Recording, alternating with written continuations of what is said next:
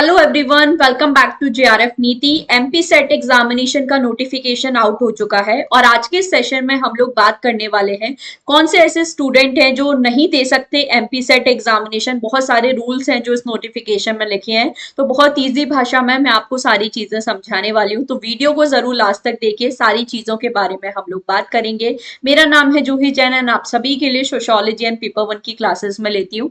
Channel को जरूर subscribe कर लीजिए, यहाँ पर आपको सारी जो क्लासेस है, इंफॉर्मेशन है, सब कुछ मिल जाता है, सभी net set assistant professor PhD related. सो चैनल को जरूर सब्सक्राइब कर सकते हैं। बात कर लेते हैं हम लोग एमपी सेट एग्जामिनेशन की। 15 अक्टूबर को ये जो नोटिफिकेशन है रिलीज हो चुका है।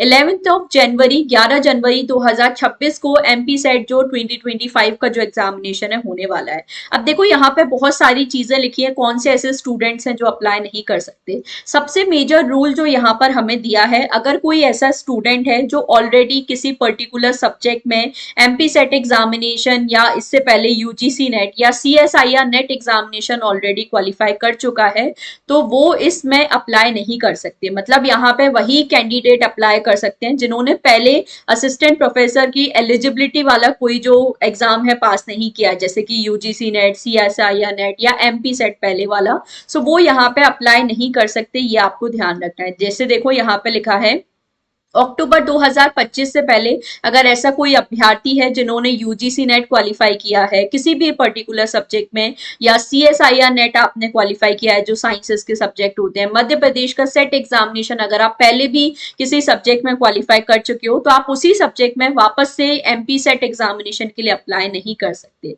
जैसे मैं सोशियोलॉजी से हूँ, मैंने सोशियोलॉजी में already UGC net examination qualify किया है। वैसे मैं ओरिजिनली, जैसे डीएल में भी मैं ओरिजिनली एमपी से ही बिलोंग करती हूँ। मैंने सोशियोलॉजी में यूजीसी नेट ऑलरेडी क्वालिफाई किया है, 2022 में भी किया था।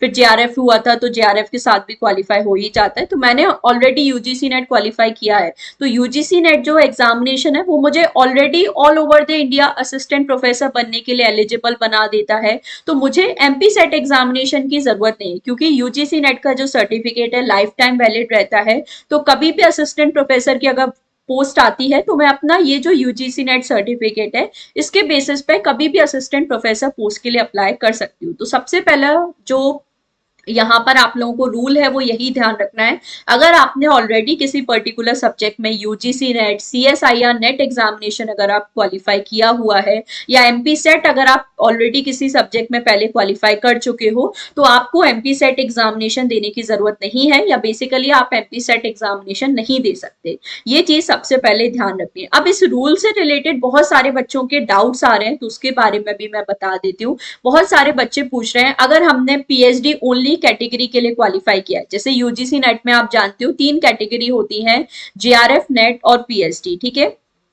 सो स्टूडेंट्स का डाउट यहाँ पर आ रहा है मेरे पास, अगर हमने पीएचडी ओनली कैटेगरी के लिए क्वालिफाई किया है यूजीसी नेट में, तो भी क्या हम एमपी सेट एग्जामिनेशन नहीं दे सकते? तो देखो ऐसा नहीं है। पीएचडी ओनली जो कैटेगरी है इसके थ्रू आपको असिस्टेंट प्रोफेसर की जो इसके थ्रू आप असिस्टेंट प्रोफेसर बनने के लिए एलिजिबल नहीं होते। तो अगर आपने पीएचडी ओनली कैटेगरी के लिए क्वालिफाई किया है तो आप बिल्कुल यूजीसी नेट जो सॉरी अगर आपने यूजीसी नेट एग्जामिनेशन में पीएचडी ओनली कैटेगरी के लिए क्वालिफाई किया है तो आप बिल्कुल एमपी का जो सेट एग्जामिनेशन है दे सकते हो, जिससे आप एमपी में असिस्टेंट प्रोफेसर बनने के लिए एलिजिबल हो जाओगे। तो ये एक डाउट है जो बहुत कॉमनली स्टूडेंट पूछ रहे थे। बहुत सारे स्टूडेंट्स है वो ये भी पूछ रहे हैं, अगर हम पहली बार इस एग्जामिनेशन के लिए दे रहे हैं, अगर हम पहली बार यूजीसी नेट एग्जामिनेशन दे रहे हैं या पहली बार एमपी सेट एग्जामिनेशन दे रहे हैं, तो हम दोनों, क्योंकि अभी यूजीसी नेट के भी फॉर्म्स आउट हुए हैं, एमपी सेट के फॉर्म्स आउट हुए हैं, तो क्या हम यहाँ फॉर्म फिलिंग कर सकते हैं? बिल्कुल कर सकते हो, क्योंकि आप पहली बार ही दोनों एग्जामिनेशन दे रहे हो, अभी आपका कोई क्वालिफाई नहीं हुआ है, तो डेफिनेटली आप एमपी सेट के लिए एग्जाम दे सकते हो। कुछ ऐसे भी स्टूडेंट हैं जिन्होंने यूजीसी नेट जो सेकंड कैटेगरी है, मतलब नेट उन्होंने क्वालिफाई कर लिया, जेआरएफ उनका क्वालिफाई नहीं हुआ है, तो क्या ये स्टूडेंट्स एमपी सेट एग्जामिनेशन दे सकते हैं?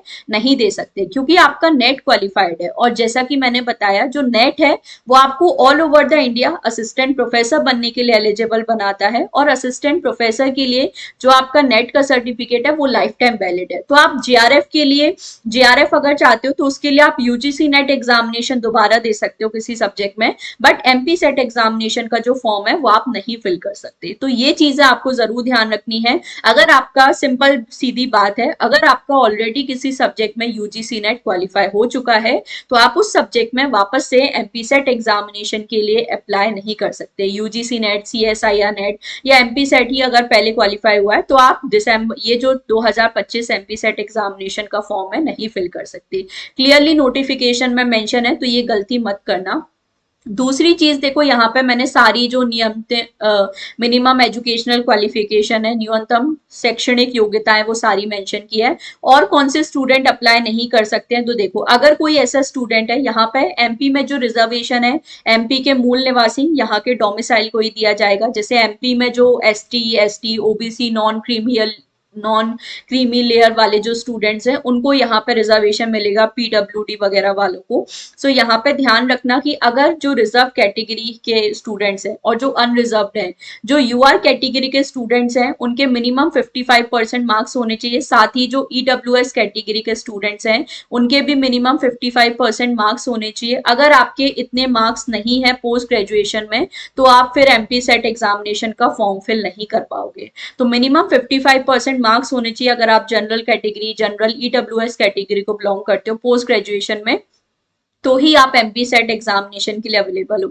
इसके अलावा जो ऐसे स्टूडेंट है जिनका भी पोस्ट ग्रेजुएशन कंप्लीट नहीं हुआ है, पीजी फाइनल ईयर में है, तो क्या वो अप्लाई कर सकते हैं? बिल्कुल कर सकते हैं। तो आपको अगर फाइनल ईयर में हो, थर्ड या फोर्थ सेमेस्टर में हो, तो भी आप एमपी सेट एग्जामिनेशन के लिए अप्लाई कर सकते हो। बस इस बात का जरूर ध्यान रखें कि अगर आप फाइनल ईयर में इस एग्जामिनेशन को क्वालिफाई कर लेते हो तो 2 वर्ष के अंदर, 2 साल के अंदर अंदर आपको अपना जो पोस्ट ग्रेजुएशन है, मास्टर्स है, कंप्लीट करना पड़ेगा विथ रिक्वायर्ड परसेंटेज। जैसे अगर आपने अपने एमए फाइनल ईयर में आपने एमपी सेट क्वालिफाई तो कर लिया है, बट अगर आपके ये 55% मार्क्स नहीं आ रहे हैं, अगर आप जनरल कैटेगरी से बिलोंग करते हो, तो ये जो आपका एमपी सेट का सर्टिफिकेट है वो वैलिड नहीं रहेगा, क्योंकि जो बेसिक क्वालिफिकेशन क्राइटेरिया है वो आपने फुलफिल नहीं किया।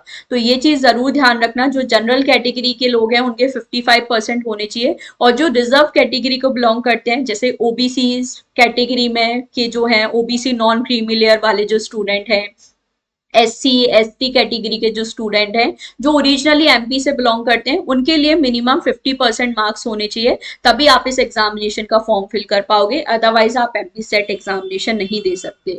दूसरी चीज है, यहाँ पर अगर कोई ऐसे स्टूडेंट हैं जिन्होंने ऑलरेडी 1991 से पहले पीएचडी अपनी की है यहाँ पर, तो उनको भी 5% का रिलैक्सेशन दिया है। मतलब उनके भी अगर पीजी में 50% मार्क्स है तो वो भी अप्लाई कर सकते हैं।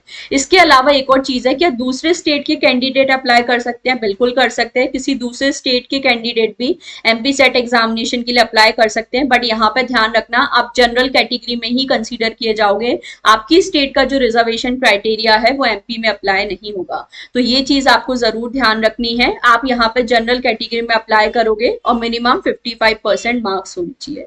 सो आई होप सारा जो क्राइटेरिया है आपको क्लियर है, कौन से स्टूडेंट एग्जामिनेशन दे सकते हैं, कौन से नहीं दे सकते हैं, सारी चीजें मैंने आपको बता दी हैं। तो ये सब आपको जरूर ध्यान रखना है। सो सेशन अच्छा लगा है तो लाइक और शेयर कर दीजिए, चैनल को जरूर सब्सक्राइब कर लीजिए। इसी तरह की अच्छी और ऑथेंटिक इन्फॉर्मेशन के लिए do not forget to like and share the video.